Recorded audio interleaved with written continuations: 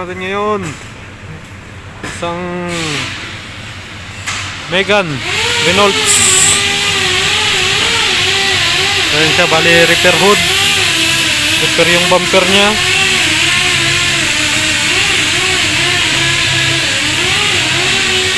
So bali sa likod may re-repair din tayo. Repair yung rear end panel niya. Ayan. So makita nyo, Megan.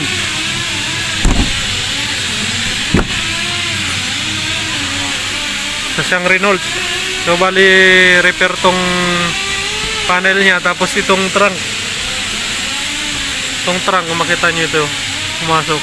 Re-repair natin yan. Bali pasok sa loob yan. Tapos ito, pumasok yung panel niya, yung rear end panel. Hilahin natin yan. Bali yung bumper niya palit na.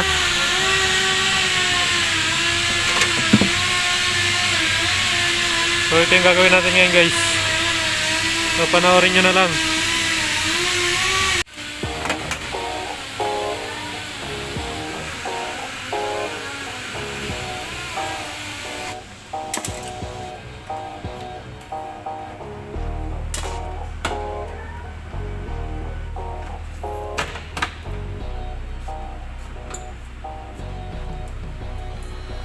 So ito yung damage niya pumasok, guys. Re-repair natin yun. Bali pantay lang doon sa kabila. Bali dito pumasok.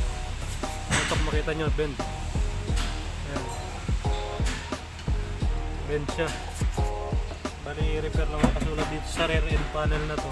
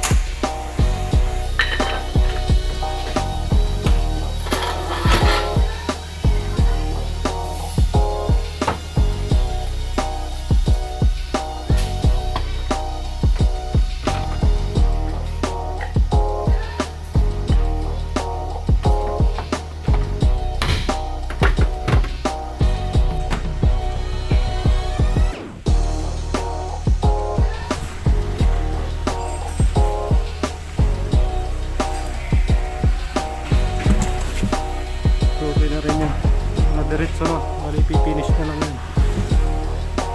So ito, okay na rin. Ito yung hinata ko kanina kasi pumasok yan. Kasi tinamaan dito. Ito, matras yung truck, umangat. So binata ko siya para mag-align. So bali mag-align tayo ng ilaw ngayon. Itong tail light. Pag nakuha yan, bumper na lang. Tapos yung titignan natin yung rear end panel kung okay na.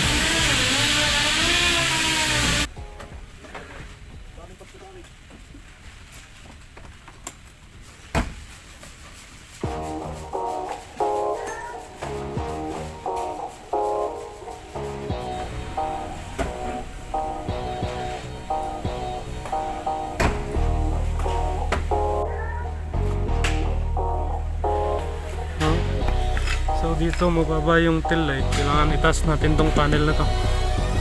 Makita nyo, mababa siya. Bali adjust natin to. Taas konti. Sa kabila, okay lang sa kabila. Pantay siya. Pantay din doon. Bali itong kabila. Dito kasi yung maitama. Ito yung nawala sa line. Bali adjust natin yun.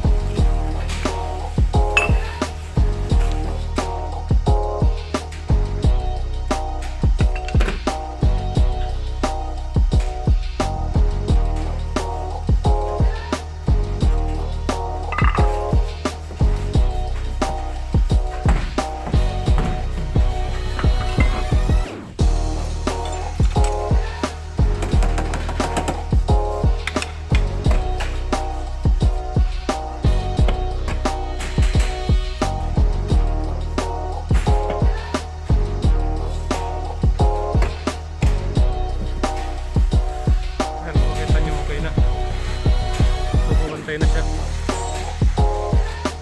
Bali nilabas ang trunk para mag-level. Tapos tinas ko itong panel. So pares na sila. Ngayon bumper naman yung ikakabit natin.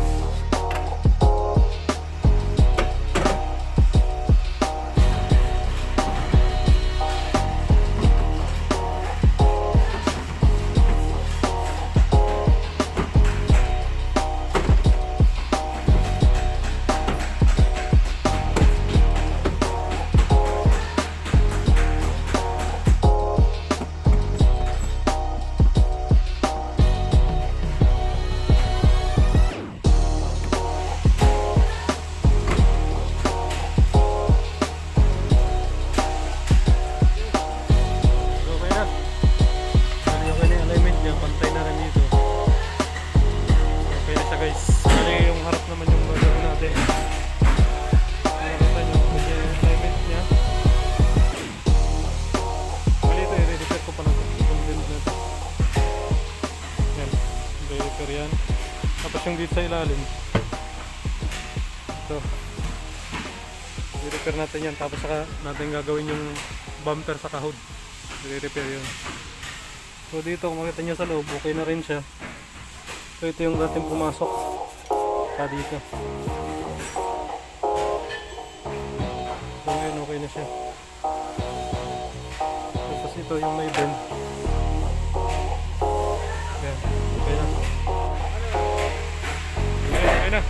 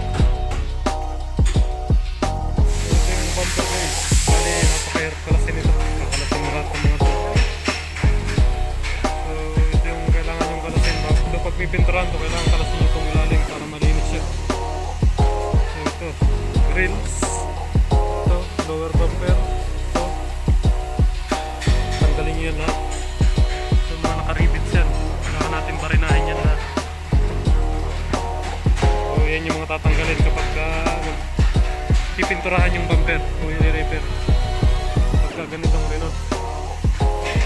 So yung isa sa pinakamahirap na baklasin, napakarami. Ayan, titignan nyo, lower engine cover, tag lamp, tapos ito cover ng grills, dami. So panoorin nyo na lang guys.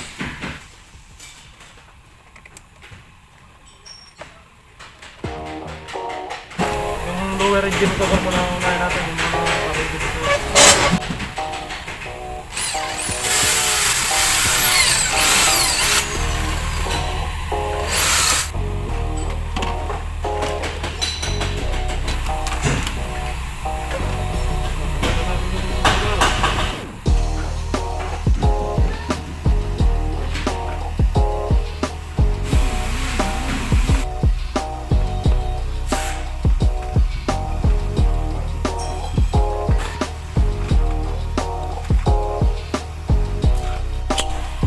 So sa laki ng bumper na nakita nyo kanina, tignan nyo yung naiwan.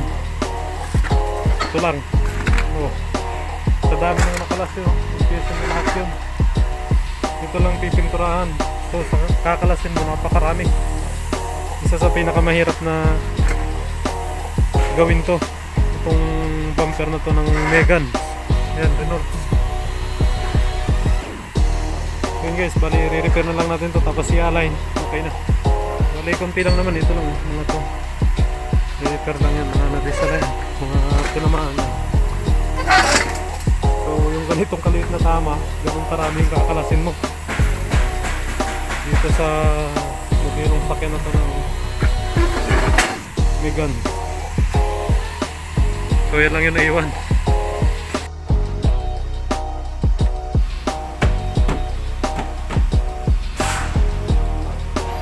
Okay na siya guys, bali ito yung ginawa natin sa likod. Tapos na siya. Okay na yung alignment niya. Bali tinanggal ko yung cover niya kasi pipinturahan ng buo yan. Tapos ito yung sinundot ko kanina, tapos kinaskas ko na lang kasi pag na-welding pa yan, pagka winaser pa natin yan o dinin puller, magbuko pa yan. Parang bubunding kasi yan pagka nire-repair maselan. So okay na siya. Tayo sa harap. Bali di sa harap, yung bumper, tinanggal natin yung mga accessories niya. So ayan, makita nyo, ayan sa karton. Bali yan yung accessories niya dito sa bumper na to. Tapos nirepair natin yung hood. Ayan. Bali okay na siya, tapos na natin siya na-repair. Bali painting na lang siya. So hanggang dito lang tong video na to guys. Kung nagustuhan nyo ang video na to, don't forget to like and share at comment din kayo kung may katanungan kayo about dito sa sakyan na to. Ang sakyan na to ay Megane. So Megane to guys. So hanggang dito lang to guys. Maraming salamat sa panonood at God bless sa inyo.